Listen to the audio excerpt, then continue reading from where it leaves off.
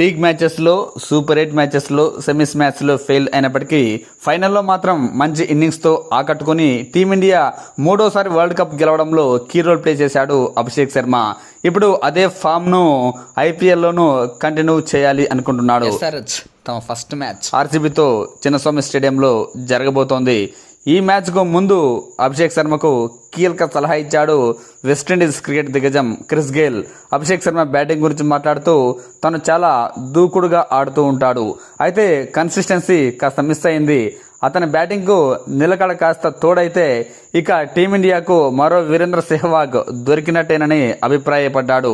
ఖచ్చితంగా అభిషేక్ శర్మ కాస్త కన్సిస్టెన్సీకి రాణించగలిగితే సెహ్వాగ్ స్థాయికి సెహ్వాగ్లా తిరుగులేని ఆటగాడిగా చలామణి అవుతాడని, తిరుగులేని ఆటగాడిగా ఎదుగుతాడని వ్యాఖ్యానించాడు.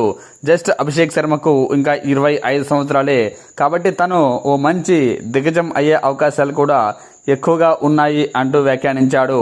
వరల్డ్ కప్లో పెద్దగా ఆడకపోవచ్చు అభిషేక్ శర్మ, కానీ ఐపీఎల్లో ఖచ్చితంగా రాణిస్తాడని వ్యాఖ్యానించాడు. అభిషేక్ శర్మను వీరేంద్ర సెహ్వాగ్ లాంటి లెజెండరీ ఆటగాడితో నేను పోల్చాలి అనుకుంటున్నా, ఎందుకంటే సెహ్వాగ్ కూడా ప్రతి బంతిని బాదడానికి ట్రై చేసేవాడు. ఇప్పుడు అభిషేక్ కూడా అదే చేస్తున్నాడు. అయితే సెహ్వాగ్ క్రమంగా తన ఆటతీరులో చాలా మార్పు చేసుకున్నాడని, తన ఆటతీరులో చాలా మెచ్యూరిటీ వచ్చిందని వ్యాఖ్యానించాడు. టెస్ట్ నుంచి వన్డేలు ఆపై టీ20లు ఆడేటప్పుడు తమ ఇన్నింగ్స్ను ఎలా నిర్మించాలో సెహ్వాగ్ బాగా గమనించేవాడని వ్యాఖ్యానించాడు. సెహ్వాగ్ కూడా స్ట్రైక్ రేట్ 150 నుంచి 160 మెయింటైన్ చేసేవాడు. నేను చెప్పాలంటే వీరేంద్ర సెహ్వాగ్ టెస్టులు, వన్డేల్లో సైతం టీ20 తరహా మాదిరి బ్యాటింగ్ చేసేవాడని అభిప్రాయపడ్డాడు క్రిస్ గేల్. అంతేకాకుండా దూకుడుగా ఆడటం కూడా సెహ్వాగ్ స్పెషల్. ఇప్పుడు అభిషేక్ శర్మ కూడా అలాంటి బ్యాటింగ్నే చేయాలి, అలాగే అలవాటు చేసుకోవాలి. కనీసం క్రీజ్లో 20 నుంచి 25 బంతులు ఆడితే ఖచ్చితంగా అభిషేక్ శర్మ 50 కొడతాడు, మనకు తెలుసు, చాలా మ్యాచెస్లు చూసాం. కాబట్టి మరోసారి అలాంటి బ్యాటింగ్ని కొనసాగించాలని వ్యాఖ్యానించాడు. మొదట్లో ఒక 20 బంతులు కాస్త స్లోగా చూసి ఆడుకుంటే బాగుంటుందని అభిప్రాయపడ్డాడు.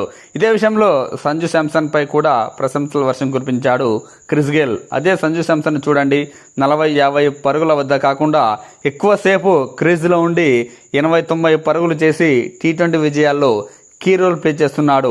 ఇప్పుడు అభిషేక్ కూడా అదే చేయాలి. టీ20 ఫార్మాట్లో జట్టుకు కావాల్సింది కూడా అదే. ఈ సీజన్లో అభిషేక్ శర్మ తన ఆటతీరును మార్చుకుంటాడని నేను ఆశిస్తున్నట్టు వ్యాఖ్యానించాడు క్రిస్ గేల్.